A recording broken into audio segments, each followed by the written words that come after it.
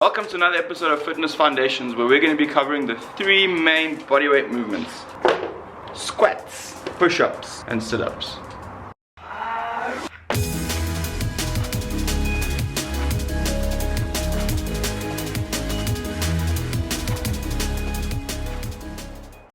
Now, a lot of you guys might be wondering, why these simple movements? Remember, not everyone can do them. Not everyone's a pro like you.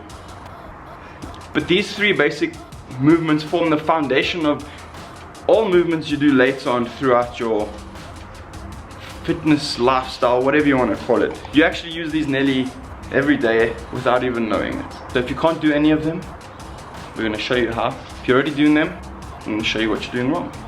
The next voice you're going to hear, God Sean checking in, is going to take you through everything. What's the first thing you think of when you think of squats?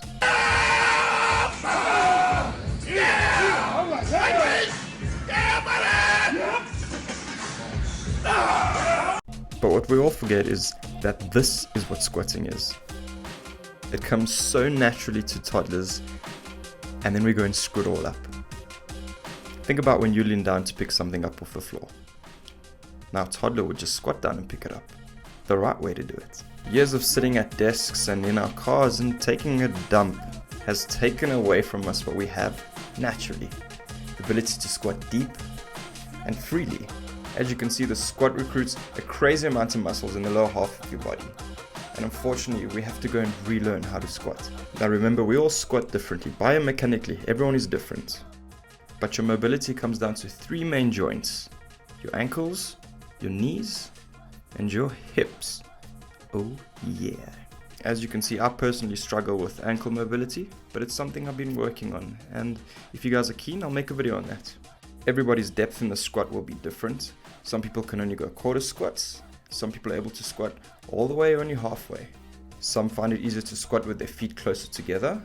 And others, like me, need a wider stance to get down into that squat. You need to find where you're comfortable. Let's talk about what you should not be doing. The first one is a knee killer, shifting all that weight forward onto your toes.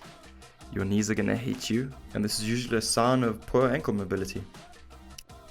Next up, we got the exact opposite, shifting all that weight onto your heels. A good squat is a well-balanced one. Remember this kid? Look how his feet are actually squeezing the floor. That's what you want to do. Think about trying to squeeze the floor with your feet, if that makes any sense. Now next up, we have knee positioning. And what you really want to do whenever you're squatting is push those knees out. What you don't want to do is have them conking in. This is where a lot of people get hurt in the squats, especially when they're going heavier. Try always get your knees to follow your toes. So wherever your toes are pointing is where your knees should go. You'll hear a lot of people saying that you should push your butt up before you actually initiate the squat. And that's not good either. What you actually want to do is have the knees going forward and the butt going back at the same time. Think about trying to sit between your ankles. For those of you who've never squatted before, we're going to go through some progressions to get you your first squat. A good way to get a feel for the squat is grabbing a chair and trying to squat. That way you can see what your mobility is like and how you fare. If you want to make it a bit more difficult or you want to get deeper, just grab something lower. Once you get comfortable with the chair squats, you can move off to air squats. You can do them quarter, you can do them all the way, whatever feels comfortable for you. Just remember to look forward and keep that back straight. One thing I have found useful if you're trying to get depth is by putting something under your butt and making sure your butt touches it. Then you know you're nice and deep. Next up is the bodyweight bench press, the man maker, the how many can you do conversation starter, push-ups. Now push-ups are a great upper body exercise targeting your chesticles, your triceps, your abs, and of course your shoulders. Let's quickly talk about what not to do. Flaring the elbows. This is going to put an insane amount of stress on your shoulders. You want those elbows at a 45-degree angle from your body, just like you would with a bench press. Remember that I said that you work your abs? This is what happens when you don't squeeze that core. You put a lot of stress on that lower back. So what you want to do is get into a hollow body position and squeeze that core nice and tight. You've seen these guys around, the cheaters. Not only is it cheating, it's also pretty bad for your shoulders. As you can see there, I've actually got a bit of a shoulder injury and that hurt me a lot. But when doing a push-up, just make sure it's a full range of motion. Let your chest touch the floor and you're good. If your push-ups look anything like this, you're gonna need some progressions. Now the best way to learn how to do push-ups is actually in a gym, unfortunately, with a squat rack or Smith machine, which lets you move the bar on different levels. So you'd start with the bar higher, and then you'd do a push-up. And then once you get stronger, you'd move it lower, move your feet back, and do some more push-ups. As I'm trying to demonstrate here, terribly because I can't put the bar into anything. Luckily the wall's a decent substitute, so what you want to do here is core tight always, and you're going to lean and just do a push-up, focusing on keeping those elbows at a 45-degree angle. When doing push-ups, always think about pushing the floor or the wall away from you, not your body away from the floor or the wall. Also try and keep your neck in a nice neutral position so you're not chicken necking. Remembering these will give you a nice foundation to start building your push-ups off. Now I took off my shirt over here just so that you can see what's happening with my back and my stomach. The next progression we're going to be doing by leaning on the knees, but also leaning a bit forward, and also maintaining that hollow back position, the nice tight core at all times. Once those get too easy, you're going to want to lift up your feet, which makes it a bit more difficult. Again, focusing on a nice tight back and a tight stomach. The last progression before we move to a full push-up is just by moving your knees all the way out to the back. Once you got this, it's time to push up. Remember, push that ground away from you. Nice tight back and tight stomach, 45-degree angle with the elbows, and you're good. Yes! I can't say I'm the biggest fan of sit-ups, simply because there are much better ways of working your abs, but it's also very easy to cheat with sit-ups.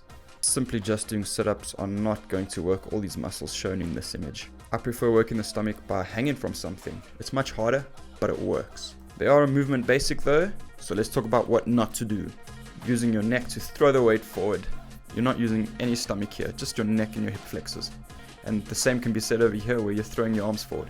Great for CrossFit, not great for the abs. CrossFit is not a hobby, it's a cult. You said it's a cult. Yeah, you said cult again. No, it's a hobby. A lot of times people also like to hook their feet into something when they're doing sit-ups, which you don't want to do, because again, you're just going to be using your hip flexors to pull yourself up, not working much stomach. So let's talk about what you can do to build that stomach.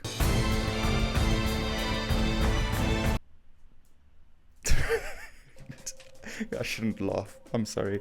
Okay, we're gonna start off with some simple crunches. When you're doing these, think about just squeezing your stomach to get your body up. Don't use your neck, don't use your arms, don't use your back. Squeeze that stomach before you've even come up. A great way to build strength in the lower abs is with leg raises. Start off with bent knees and then work your way to straight-legged. Again, focusing on squeezing that stomach to bring the legs up. Try as best you can to not use your hip flexors to pull those legs up. Thanks, camera lady. We're good, we're done. Can I take it from here, God, Sean? The floor is all yours, good looking. Thank you. Hello. Push-ups, sit-ups, squat, squat. Not happening, huh? So guys, that was the basic bodyweight movements. You use these every day, all throughout your life, without even knowing it. So now, try to think about these things that I've spoken about and shown you when you're doing these. Not just when you're working out. When you're sitting up, getting out of bed. When you're leaning over to pick something off the... When you're leaning over, trying to pick something up off the floor. Thank you so much for watching. If you have anything, any questions about what I showed you guys, or things that you want to learn, put them in the comments below. I respond to everyone. I love all of you. Remember, be nice to people. Bye.